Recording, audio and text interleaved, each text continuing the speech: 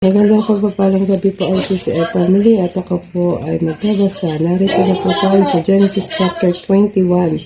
Ang akin pong babasahin sa Genesis chapter 21 verses 1 to 4. Ito po yung pagsilang ni Isaac. Sabi rito, ngayon inalala ng Panginoon si Sarah ayon sa kanyang ipinangako. Nagbuntis si Sarah at nanganak ng lalaki kahit matanda na si Abraham. Isinilang ang sanggol sa panahon na sinabi ng Diyos. Pinangalanan ni Abraham ang sanggol na Isaac. Nang 8 araw ng sanggol, pinuli siya ni Abraham ayon sa iniutos sa kanya ng Diyos. Ito lamang po at purihin ng Diyos sa pagkabasa ng kanyang mga salita.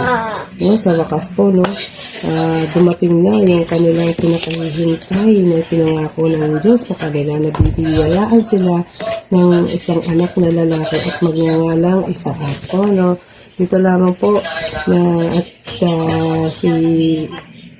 si Sarah ay nanganak sa natural na paraan. Ito na yung pinakahihintay nila.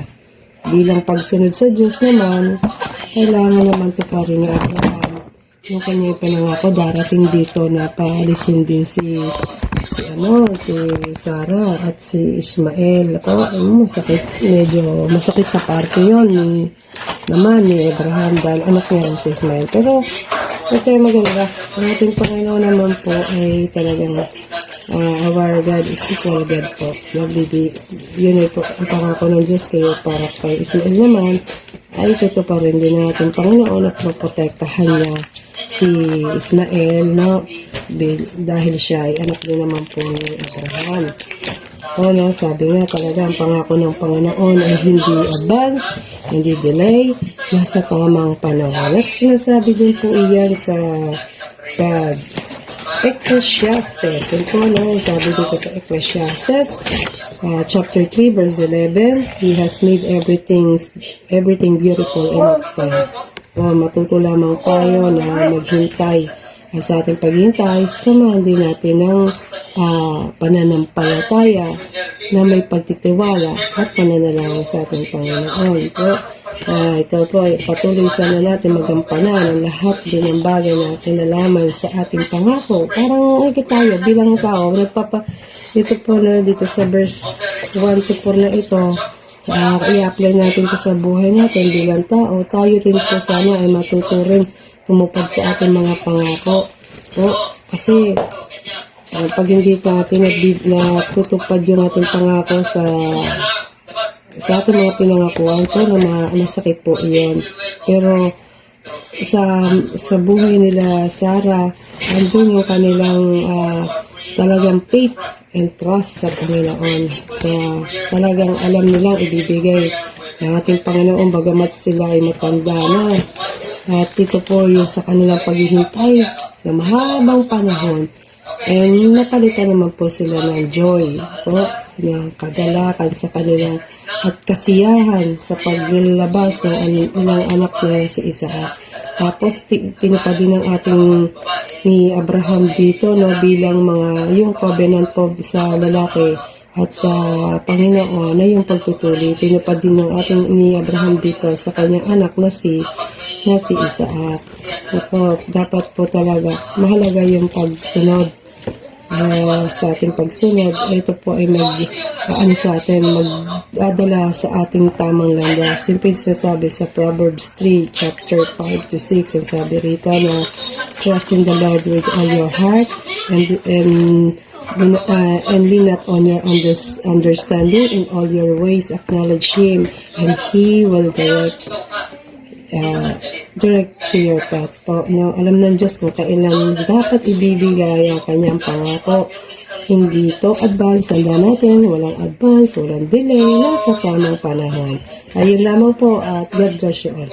Magandang gabi po. Siya ko po ngayon ay Genesis chapter 21 verse 5 to 8. At si Abraham may 100 taon nang sa kanya'y ipanganak si Isaac na kanyang anak.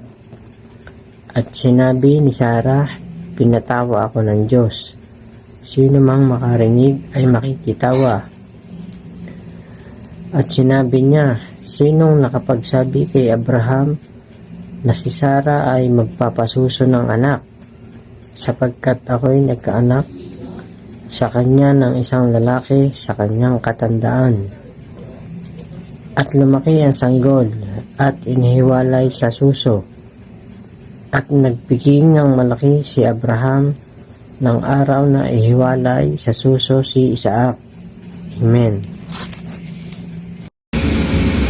Mapagpalang gabi po sa inyong lahat. Ang ibabahagi pong verse sa gabi ito ay sa Genesis chapter 21 verses 9 to 12 na sinasabi, isang araw, nakita ni Sarah na tinutokso ni Ismael si Isaac. Si Ismael ay anak ni Abraham kay Hagar na Ehipsyo. 10, kaya sinabi ni Sarah kay Abraham, palayasin mong babaeng alipin at ang anak niya, dahil ang anak ng babaeng alipin ay hindi maaaring makibahagi sa mamanahin ng anak mo si Isaac. 11, labis itong ikinulungkot ni Abraham dahil anak din niya si Ismael. 12, pero sinabi ng Diyos sa kanya, hindi mo dapat ikalungkot ang tungkol kay Ismael at kay Hagar. Sundin mo ang sinabi ni Sarah dahil kay Isaac magmumula ang mga lahi na aking pinangalan. Amen. So, ulit po natin ang ating Panginoon. Magandang gabi po. And God bless everyone. Magandang araw po sa lahat. Ang babasahin ko po ngayon ay makikita sa Genesis chapter 21 verses 13 to 15. Ito po ang nakasaad.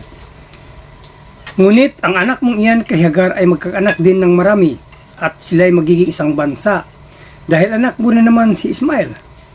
Madaling araw pa lamang ang mag-inay pinaghanda na ni Abraham ng baong pagkain at inumin. Ipinapasan ni Abraham ang mga ito kay Hagar at ang mag-ina ay kanyang pinaalis. Nagpagalagala sila sa ilang ng Beersheba. Nang maubos na ang dalang tubig, iniwan ni Hagar ang kanyang anak sa lilim ng isang mababang punong kahoy. Yun lang po. Maraming salamat. God bless. Magandang araw po sa lahat. Ang babasahin ko po ay makikita sa Genesis chapter 21 verse 16 to 18. At naupo ng may 100 metro mula sa kinaroroonan ng bata. Sabi niya sa sarili, di ko matitiis na makitang mamatay ang aking anak, samantalang nakaupo siyang nag-iisip. Umiyak naman ang bata. Narinig ng Diyos ang iyak ng bata at nagsalita mula sa langit ang anghel ng Diyos. Hagar, anong bumabagabag sa iyo? Huwag kang matakot, maririnig ng Diyos ang iyak ng iyong anak. Lapitan mo siya at patahanin. Gawin kong isang dakilang bansa ang kanyang lahi. Yun lang po. Magandang gabi po sa lahat. Ang babasahin ko po ngayon makikita sa Genesis chapter 21 verse 19 to 21. Then God opened her eyes and she saw a well of water. So she went and filled the skin with water and gave the boy a drink. God was with the boy as he grew up. He lived in the desert and became an archer. While he was living in the desert of Paran, his mother got a wife for him from Egypt. Magandang gabi po sa ating lahat. Ang isi-share ko po ngayon ay Genesis chapter 21 verse 25 hanggang 27 po. Ngunit nagreklamo si Abraham kay Abimelech tungkol sa isang balon na inagaw ng alipin ng hari. 26. Sumagot si Abimelech, hindi ko nalalaman iyon. Bakit ngayon mo lamang sinabi sa akin? 27 po. Nagkasundo ang dalawa at binigyan ni Abraham si Abimelech ng ilang tupat baka. Amen. Genesis 21 verse 28 to 30. Ibinukod ni Abraham ang 7 lupa ng kanyang kawan. Anong kahulugan nito? Tanong ni Abimelech. Sumagot si Abraham, ito ay para sa iyo bilang pagsang-ayon mo na akin ang balong ito. Genesis chapter 21 verse 31 to 34. Kaya tinawag niya ang dakong yang Berseba sapagkat doon sila kapwa nanumpa.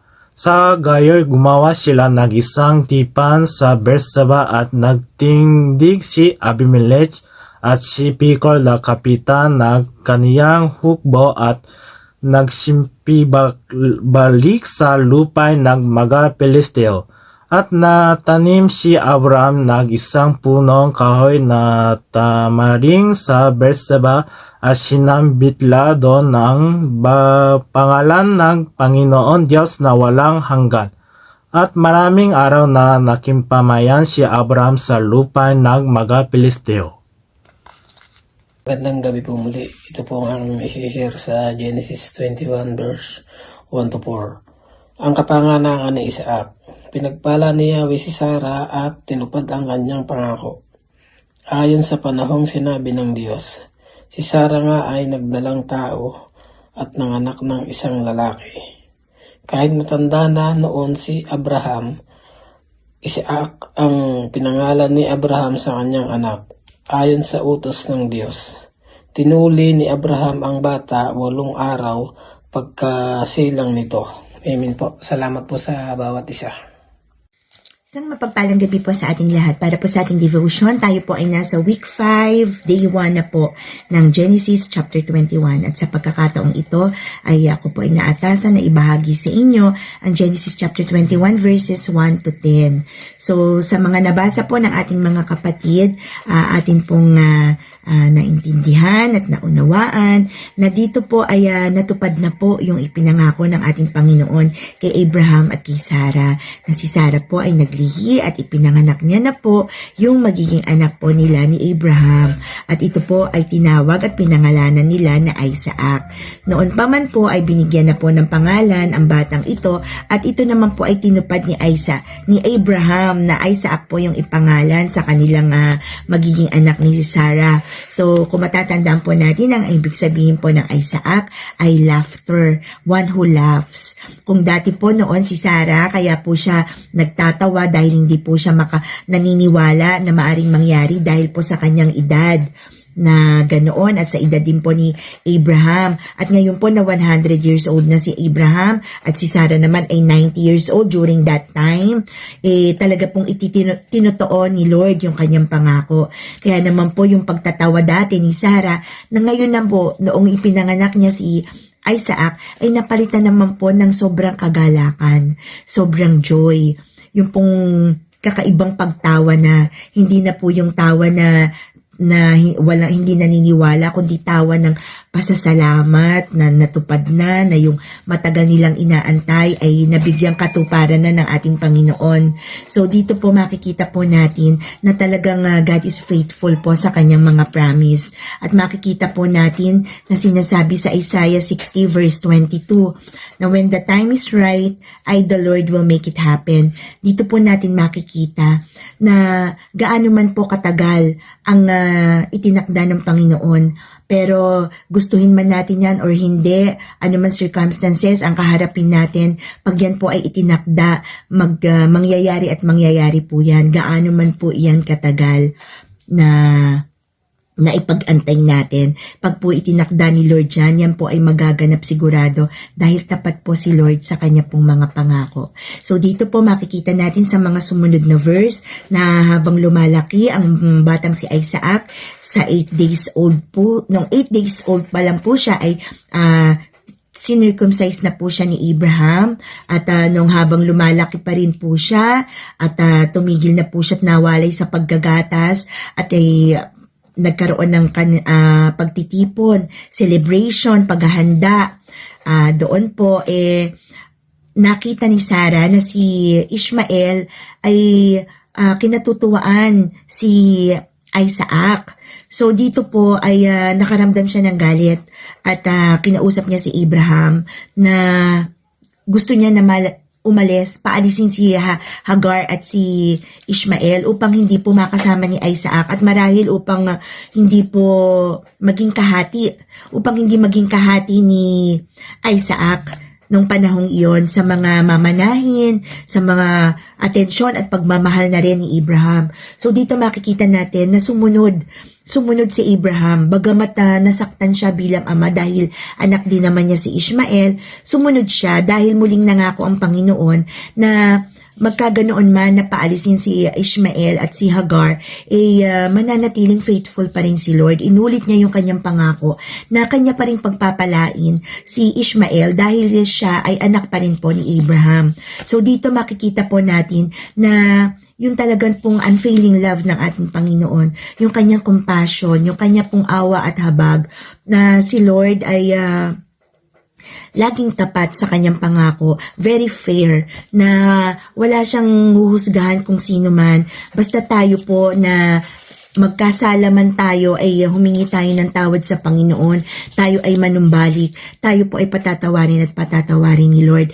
At i-apply po natin sa buhay natin ang lagi nating pagsunod kay Lord upang hindi po magkaroon po ng mga detour ang ating buhay, dahil po yung ating pagsunod, dyan po nakasalalay yung mga pagpapala po na ating matatanggap.